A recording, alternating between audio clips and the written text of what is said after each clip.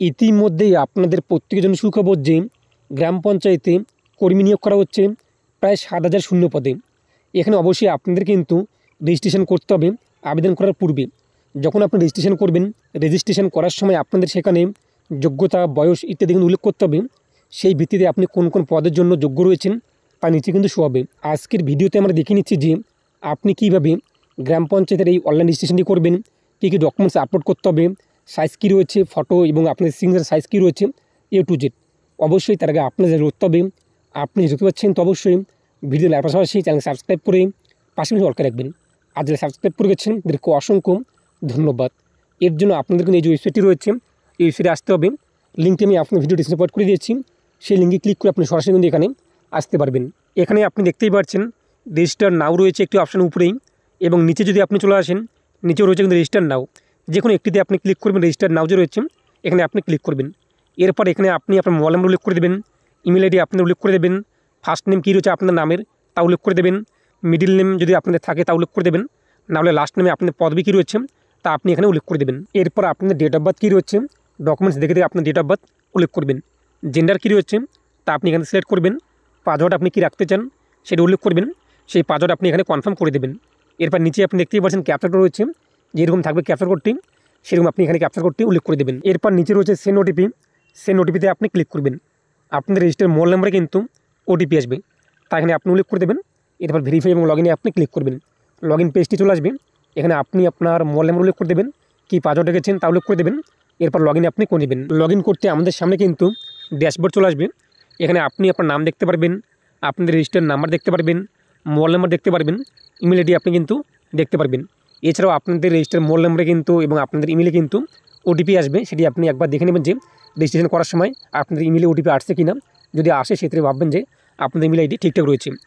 এরপর ডান দিকে আপনি দেখতেই পাচ্ছেন এডিট প্রোফাইল নামে একটি অপশন রয়েছে, এই এডিট প্রোফাইলে আপনি ক্লিক করবেন। পরবর্তী পেজটি চলে আসবে, এখানে আপনি দেখতেই পাচ্ছেন প্রোফাইল রয়েছে, অ্যাডিশনাল ইনফরমেশান রয়েছে এবং আপডেট রয়েছে।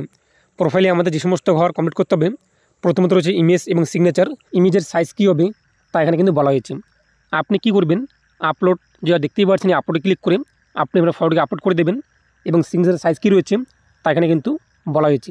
অবশ্যই আপনি সিগনেচার কিন্তু কালো কালারের যে কলম রয়েছে কালো কালি দিয়ে কিন্তু করতে হবে সাদা পেজে। যদি আপনি নীল কালার কিংবা অন্য কোনো কালার কালো ব্যতীত ব্যবহার করে দেখেন তাহলে আপনার আবেদন কিন্তু বাতিল হতে পারে। এখানে কিন্তু ব্ল্যাক ইঙ্কের কথা বলা হয়েছে, তো আপনি আপনার ফটো এবং সিগনেচার এখানে আপলোড করে দেবেন। ফটো এবং সিগনেচার আপলোড হয়ে গেলে এরপর রয়েছে কিন্তু জেনারেল ইনফরমেশান, এই যে আলোচনা রয়েছে এখানে আপনি ক্লিক করবেন। তারপরও যে এডিট অপশান দেখতেই পাচ্ছেন এই এডিটে আপনি ক্লিক করবেন। এখানে ক্লিক করার পর আপনি এখানে আপনার নাম, এটা মিডল নেম, লাস্ট নেম দেখতে পারবেন, ডেট অফ বার্থ দেখতে পারবেন। ম্যারিটাল স্ট্যাটাস আপনাদের কী রয়েছে, ম্যারিড নাকি সিঙ্গেল নাকি উইডো আপনি আপনার অ্যাকর্ডিং সিলেক্ট করে নেবেন। রক্তের গ্রুপ কী রয়েছে সেটি আপনি এখান থেকে সিলেক্ট করে নেবেন। কম্পিউটার লিটারেট, এক কথায় আপনি কম্পিউটার প্রশিক্ষণ সার্টিফিকেট আপনার কাছে রয়েছে কিনা, যদি থাকে সেটা আপনি ইয়েস করে দেবেন। নিচে আপনি আধার কার্ড নাম্বার উল্লেখ করে দেবেন। এরপর হচ্ছে সেভে আপনি ক্লিক করবেন। এরপর হচ্ছে কমিউনিকেশনে ক্লিক করতে আপনি দেখতেই পাচ্ছেন আপনাদের মোবাইল নাম্বার এবং ইমেল আইডি শো হবে। এরপর হচ্ছে সোশ্যাল ইনফরমেশান, এখানে আপনি ক্লিক করবেন। এখানে এডিট অপশন রয়েছে, এডিটে আপনি ক্লিক করবেন। এডিটে ক্লিক করতে রিলিজিয়ন চলে আসবে, আপনার রিলিজিয়ন কী রয়েছে ধর্ম, এখান থেকে আপনি আপনার ধর্ম সিলেক্ট করবেন। তারপর যে সোশ্যাল ক্যাটাগরি আপনার ক্যাটাগরি কী রয়েছে সেটি আপনি এখান থেকে সিলেক্ট করবেন। তারপর সেভে আপনি ক্লিক করবেন। তারপর হচ্ছে কিন্তু আইডেন্টিটি কার্ড, এই আলোচনাতে আপনি ক্লিক করবেন। আবার এডিট অপশন আপনি দেখতেই পাচ্ছেন, এডিটে আপনি ক্লিক করবেন। আপনি কোন আইডি কার্ড দিতে চান, এখানে ড্রাইভিং লাইসেন্স রয়েছে, প্যান কার্ড রয়েছে, পাসপোর্ট রয়েছে, স্কুল আইডি কার্ড রয়েছে, ভোটার কার্ড রয়েছে, যেটি আপনার রয়েছে সেটি আপনি সিলেক্ট করবেন এবং সেই আইডি কার্ড নাম্বার এখানে উল্লেখ করে দেবেন, ডকুমেন্টস নাম্বারটি। তারপর সেভে আপনি ক্লিক করবেন। এরপর রয়েছে কিন্তু ফ্যামিলি ইনফরমেশান, এই যে আলোচনা রয়েছে এখানে আপনি ক্লিক করবেন। এডিটে আপনি ক্লিক করবেন। তারপর এখানে আপনি আপনার ফাদার্স এবং গার্জিয়ান নেম উল্লেখ করে দেবেন, মাদার্স নেম উল্লেখ করে দেবেন। যদি আপনি বিবাহিত হয়ে থাকেন তো এখানে আপনি আপনার স্বামী বা স্ত্রীর নাম উল্লেখ করে দেবেন, অন্যথায় আপনি স্পাউস নেম ঘটি ফাঁকা রাখবেন। তারপর সেভে আপনি ক্লিক করে দেবেন। এরপর রয়েছে কিন্তু পার্মানেন্ট অ্যাড্রেস, এখানে আপনি আপনার পার্মানেন্ট অ্যাড্রেস উল্লেখ করে দেবেন। এডিট দেখতেই পাচ্ছেন, এডিটে আপনি ক্লিক করবেন। এখানে আপনি আপনার অ্যাড্রেস উল্লেখ করে দেবেন, কান্ট্রি চলে আসবে, স্টেট অটোমেটিক চলে আসবে, ডিস্ট্রিক্ট সিলেক্ট করবেন, পুলিশ স্টেশন সিলেক্ট করবেন, পোস্ট অফিস সিলেক্ট করবেন, সিটি বা ভিলেজ কী রয়েছে তা উল্লেখ করে দেবেন, নিয়ারেস্ট রেল স্টেশন আপনাদের কী রয়েছে তা উল্লেখ করে দেবেন। যদি এখানে লিস্টের মধ্যে না থাকে তো আদার সিলেক্ট করে সেটি আপনি এখানে লিখে দেবেন। আপনাদের পোস্টাল কোড কী রয়েছে, পিনকোড তা উল্লেখ করে দেবেন। ব্লক বা আপনাদের কর্পোরেশন অথবা মিউনিসিপালিটি কী রয়েছে তা সিলেক্ট করে নেবেন। এরপর সেভে আপনি ক্লিক করবেন। এরপর রয়েছে কিন্তু কমিউনিকেশন অ্যাড্রেস, এর জন্য আপনি ক্লিক করবেন। এডিট রয়েছে, এডিটে আপনি ক্লিক করবেন। যদি আপনার প্রেজেন্ট অ্যাড্রেস এবং পার্মানেন্ট অ্যাড্রেস সেম হয়ে থাকে তাহলে আপনি যে বক্সটি দেখতেই পাচ্ছেন এই বক্সে টিক দিয়ে দেবেন, তাহলে অটোমেটিক কিন্তু আপনি এই সমস্ত ঘর ফিল আপ হয়ে যাবে। আর যদি আপনাদের কমিউনিকেশন অ্যাড্রেস আলাদা হয়ে থাকে তাহলে আপনি এটা আনটিক রেখে ফিল আপ করে নেবেন। যেহেতু আমাদের সেম রয়েছে সেটা আমি বক্সে রয়েছে, বক্সে টিকমার্ক দিয়ে দেবো। এরপর নিচে রয়েছে সেভে আপনি ক্লিক করবেন, আপনি এটি কিন্তু আপডেট হয়ে যাবে। এরপর আপনাদের শিক্ষাগত যোগ্যতা অ্যাড করতে হবে। যদি আপনি মাধ্যমিক পাস করে থাকেন তাহলে আপনাদের 8 ক্লাসের যোগ্যতা এখানে উল্লেখ করার দরকার নেই, তা বলা হয়েছে। কিংবা আপনি যদি শুধুমাত্র 8 পাস করে দেখেন, মাধ্যমিক পাস করেননি, তাহলে আপনি এখানে আপনার 8 পাস যোগ্যতা উল্লেখ করে দেবেন। ডান দিকে আপনি দেখতেই পাচ্ছেন এডিট অপশন রয়েছে, এডিটে আপনি ক্লিক করবেন। এরপর কোন শিক্ষা প্রতিষ্ঠান থেকে আপনি পড়াশোনা করেছেন, 8 পাস করেছেন, সেই শিক্ষা প্রতিষ্ঠানের নাম আপনি উল্লেখ করে দেবেন এবং আপনি কোন সালে পাস করেছেন সেই সালটি উল্লেখ করে দেবেন। কত % নাম্বার পেয়েছেন তা উল্লেখ করে দেবেন। গ্রেড কিন্তু আপনাদের অপশনাল রয়েছে, আপনি চাইলে আপনি গ্রেড উল্লেখ করতে পারেন অথবা আপনি ফাঁকা রাখতে পারেন। এরপর সেভ রয়েছে, সেভে আপনি ক্লিক করে দেবেন। যদি আপনি মাধ্যমিক পাস করে থাকেন তো এখানে আপনি ক্লিক করবেন, এডিটে আপনি ক্লিক করবেন এবং আপনি কোন বোর্ড থেকে মাধ্যমিক পাস করেছেন সেই বোর্ডের নাম আপনি এখানে উল্লেখ করে দেবেন এবং কোন সালে আপনি পাস করেছেন সেই পাসিং ইয়ারটি আপনি উল্লেখ করে দেবেন। কত % নাম্বার পেয়েছেন মাধ্যমিকে সেই নাম্বারটি আপনি পার্সেন্টেজে উল্লেখ করে দেবেন এবং আপনাদের গ্রেড কী রয়েছে, যদি আপনাদের সার্টিফিকেটে থাকে B+ নাকি A+ নাকি আপনি C+ যেটি হয়ে থাকে সেটি আপনি উল্লেখ করে দেবেন। যদি আপনার মার্কশিটে গ্রেড না থাকে তো আপনি এটি ফাঁকা রাখতে পারেন। এরপর সেভ রয়েছে, সেভে আপনি ক্লিক করে দেবেন। যদি আপনার ডিপ্লোমা কোনো রকম কোর্স করা থাকে সেগুলো আপনি এখানে অ্যাড করতে পারেন, এডিটে ক্লিক করবেন এবং আপনার ডিপ্লোমা কোর্সের যে তথ্য রয়েছে তা এখানে আপনি উল্লেখ করে দেবেন। আর যদি আপনি ডিপ্লোমা কোর্স না করে থাকেন তো সেটা আপনি এগুলো ফাঁকা রাখবেন। এখন আপনার যদি এইচএস পাস করা থাকে সেটি আপনি এখানে উল্লেখ করতে পারেন, এডিট দেখতেই পাচ্ছেন, এখানে আপনি ক্লিক করবেন। আপনি কোন বোর্ড থেকে এইচএস পাস করেছেন তা উল্লেখ করে দেবেন, কত সালে আপনি এইচএস হাইয়ার সেকেন্ডারি পাস করেছেন তা উল্লেখ করে দেবেন, কত % নাম্বার পেয়েছেন তা উল্লেখ করে দেবেন। যদি আপনাদের গ্রেড থাকে সার্টিফিকেটের মধ্যে A নাকি B নাকি C সেগুলো আপনি উল্লেখ করে দেবেন, আর না থাকলে আপনি ফাঁকা রাখবেন। তারপর সেভে আপনি ক্লিক করে দেবেন। এরপর রয়েছে ব্যাচেলার ডিগ্রি। যদি আপনি BA করে থাকেন তো এই যে এডিট অপশন দেখতেই পাচ্ছেন, যদি আপনি ক্লিক করবেন কোন ইউনিভার্সিটি থেকে আপনি ব্যাচেলার ডিগ্রি করেছেন, এখন BA কোর্স করেছেন সেটি আপনি এখানে সিলেক্ট করবেন এবং আপনাদের কোর্স কী রয়েছে লিস্টে ক্লিক করতে চলে আসবে। যদি আপনি BA কোনো রকম সাবজেক্টে অনার্স নিয়ে পড়ে থাকেন তো উপরে অপশনে আপনি সিলেক্ট করবেন। আর যদি আপনি অনার্স না নিয়ে থাকেন তো শুধুমাত্র BA রয়েছে এখানে, অথবা আপনার যে কোর্সটি রয়েছে BBA নাকি BC অথবা BCom নাকি আপনাদের B.Ed দেখতে পাবেন BSc অথবা LLB, আপনি আপনার অ্যাকর্ডিং যে কোর্স আপনাদের রয়েছে সেটি আপনি এখান থেকে সিলেক্ট করে নেবেন। তারপর রয়েছে কিন্তু ইয়ার অফ পাসিং, কবে আপনি পাস করেছেন এই BA কোর্সটি আপনার কমপ্লিট হয়েছে সেই পাসিং ইয়ারটি আপনি উল্লেখ করে দেবেন। এর আপনি কত % নাম্বার পেয়েছেন আপনার সার্টিফিকেটে কিন্তু রয়েছে, তো পার্সেন্টেজ আপনি এখানে উল্লেখ করে দেবেন আপনার পার্সেন্টেজ। এরপর রয়েছে কিন্তু CGPA, অনেকের কিন্তু যাদের এখন সেমিস্টার সিস্টেম তাদের কিন্তু CGPA রয়েছে, যদি আপনি CGPA থাকে মার্কশিটের মধ্যে তা উল্লেখ করবেন, আর না তাহলে আপনি এটা ফাঁকা রাখবেন। এরপর সেভ রয়েছে, সেভে আপনি ক্লিক করে দেবেন।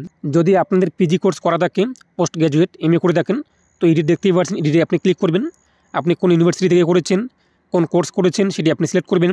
ইয়ার অফ পাসিং, আপনার পাসিং ইয়ার কী রয়েছে তা উল্লেখ করে দেবেন এবং আপনাদের পার্সেন্টেজ কত রয়েছে তা উল্লেখ করে দেবেন এবং আপনাদের CGPA যদি থাকে তো উল্লেখ করে দেবেন, না হলে আপনি ফাঁকা রাখবেন। এরপর সেভে আপনি ক্লিক করে দেবেন। আর আপনি যদি কোর্স না করে থাকেন তো এগুলো আপনার অ্যাড করার কোনো রকম দরকার পড়বে না। আমাদের প্রোফাইল কমপ্লিট, এখন আমাদের কিন্তু অ্যাড করতে হবে অ্যাডিশনাল ইনফরমেশান। এখানে আপনি ক্লিক করবেন, দেখতেই পাচ্ছেন EX সার্ভিসম্যান ডিটেলস। যদি আপনি EX সার্ভিসম্যান হয়ে থাকেন তো এডিটে আপনি ক্লিক করবেন, এখান থেকে আপনি এটা ইয়েস করে দেবেন। আপনার সার্ভিস ইয়ার্স কতদিন রয়েছে সেটি আপনি উল্লেখ করে দেবেন, সার্ভিস মান্থ কী রয়েছে কত সেটা আপনি উল্লেখ করে দেবেন, সার্ভিস ডে কতদিন ছিল তা উল্লেখ করে দেবেন, আপনাদের জেলা সৈনিক রেজিস্ট্রেশন নাম্বার কী রয়েছে তা উল্লেখ করে দেবেন। যারা EX সার্ভিসম্যান রয়েছে, আমরা যেহেতু না, আমরা এটা এখান থেকে ক্লোজ যে রয়েছে ক্লোজ আমরা করে দিচ্ছি, অথবা আপনি এটা এখানে নো যে রয়েছে নোতে ক্লিক করে আপনি কিন্তু সেভ করতে পারেন।